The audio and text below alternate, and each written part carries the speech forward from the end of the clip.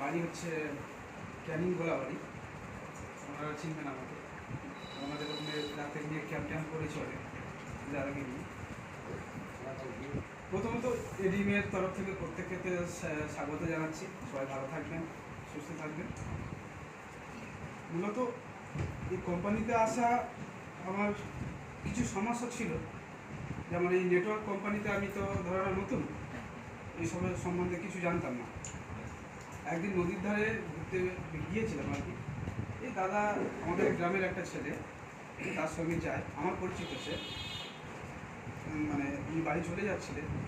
তখন আমি ঘুরতে, এবার তাকে দেখে আমি কোথায় গেছি, ইনি তখনই বললো যে তুমি কী করো, আমাকে ডাকবো, পড়াশোনা করি আর কিছু টিউশনি করি, ছেলে করে পড়ায় এখন। তা বলছে বলে ওইগুলোর সঙ্গে সঙ্গে কিছু করা যাবে, ইনকাম পাস, যে এক্সট্রা ইনকাম। আমি তাহলে এইগুলো যদি আমার বর্তমান থাকে, তাহলে তো ওগুলো তার সঙ্গে সঙ্গে যদি ইনকাম করতে পারে তাহলে তো ভালো জিনিস। এই কনসেপ্টটা আমি আর কিছু বুঝি, এইটুখানি শুনেই জয়েনিং হয়ে গেছে। জয়েনিংয়ের পরে আমি একটু খেলাধুলা করতাম আর কি, খেলাধুলা ফুটবল খেলতাম।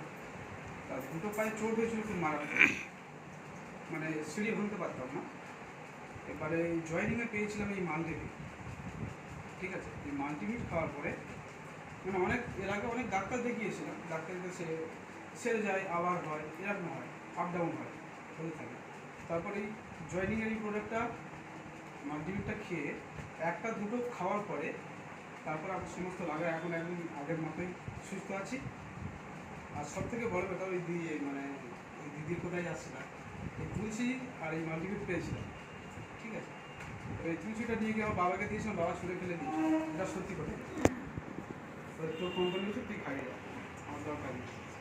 তো এবারে নিয়ে এসে সপ্তাহখানের মতো রেখে দিই, দিয়ে বলুন এত টাকা দামের ওষুধ নষ্ট হবে, আমি খেয়ে নিই, ঠিক আছে।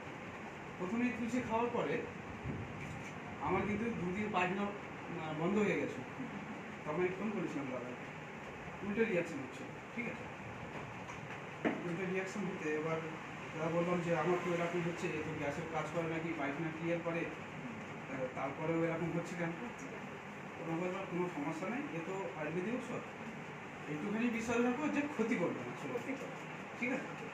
তা সেই হিসাবে যেহেতু কোম্পানি করতে গেলে নিজেকে তো আগে ইউজ করতে হবে, তাই না? তারপর তো অন্য কি বলবো আমরা। এবার তারপরে এটা আমি 14 দিন মতো খাই, যাই হবে মোটামুটি খেয়েই যায়, দেখা যায় মরবো না তো, এটা শুনে, ঠিক আছে। তারপরে সপ্তাহে 3 দিন খাওয়ার পরে তারপর হালকা হালকা বুঝতে পারছি যে গ্যাসটা কমছে, পায়খানাটা নর্মাল আসছে।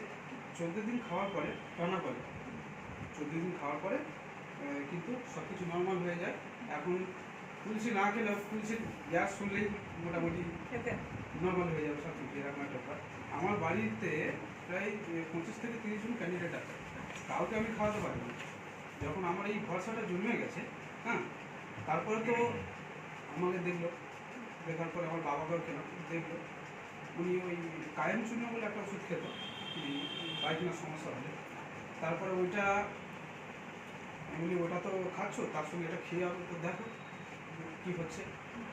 তারপরে ওই 2-4 দিন খাওয়ার পরে বলে না এটা ঠিক আছে। তারপরে কায়েম চূর্ণ গায়েব হয়ে গেল, এই তুলসী খাচ্ছে। আমাদের বাড়ির 25 থেকে 30 জন ক্যান্ডিডেট আছে, বাচ্চা থেকে বয়স্ক পর্যন্ত। তারা প্রত্যেকে যারা কুটুম বাড়ি বা আত্মীয় স্বজন কোনো বাড়ি গেলেও তারা প্রত্যেক কিছু না পেলে প্রত্যেকের বাড়ি আমাদের তুলসী পাবে, এরকম ভরসা জন্মে গেছে প্রত্যেকে। একদিন তুলসী না থাকলে পাগল হয়ে যাবে, এরকম একটা ব্যাপার। তা প্রত্যেকটা ওষুধের প্রতি ভরসা রাখতে হবে, অন্য হয়তো কোনো কারণে হচ্ছে, অন্তত কন্টিনিউ করুন। যেহেতু আয়ুর্বেদিক ওষুধের তো 2-4 দিনের ব্যাপার নয়, অন্তত একটা মাস অন্তত খেয়ে, রেগুলার খেয়ে অন্তত দেখতে হয়। দেখার পরে একটা মাস তো খেতে হবে না, অন্তত সপ্তাহখানেক রেগুলার করে দেখুন, কিছু কিছু কিছু গুণ বুঝতে পারবেন, ঠিক আছে। তারপরে সাহস নিয়ে চলতে বাচ্চারা দেখালি বারবার সরে যায়, আমার বারবার উঠে ঠিক এবার তাহলে আরও অনেকে তো বলবে, তার জন্যে আমি বক্তব্য শেষ করছি।